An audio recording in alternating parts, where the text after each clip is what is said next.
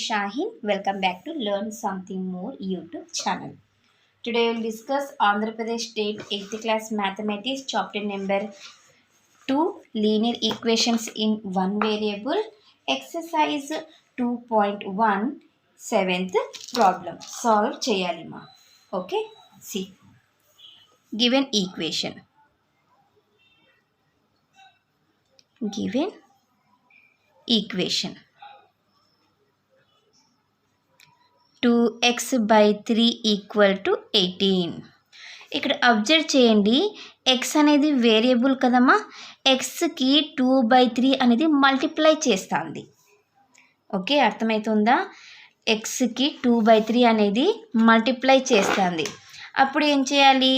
2/3ని మొత్తం ఈక్వేషన్కి డివైడ్ చేయాలి.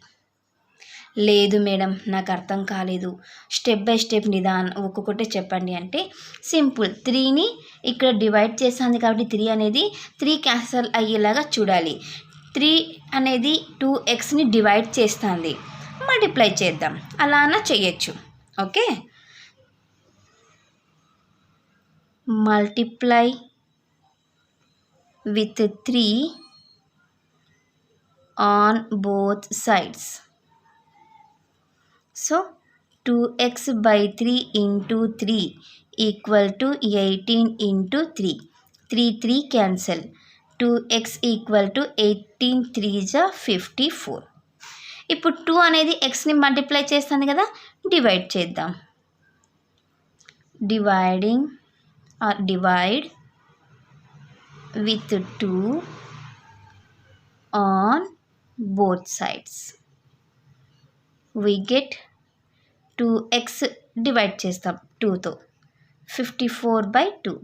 2 1s 2, 2 2s 4 కదమ్మా, 1 వస్తుంది, 2 7s 2 cancel. x equal to 27. ఇదే మనకు కావాల్సిన solution. The required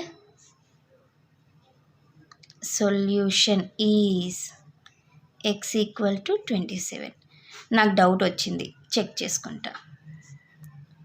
2x/3 equal to 18. 2x అంటే 27 వచ్చింది, by 3 equal to 18. 3 1s 3 9s 2 9s 18 equal to 18.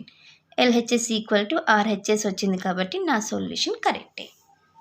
So ఇది నా క్వశ్చన్ నెంబర్ 7 సొల్యూషన్. నెక్స్ట్ క్లాస్లో క్వశ్చన్ నెంబర్ 8 సొల్యూషన్ని డిస్కస్ చేద్దాం. ఎవరికైనా ఏమైనా డౌట్ ఉంటే ప్లీజ్ కామెంట్ చేయండి.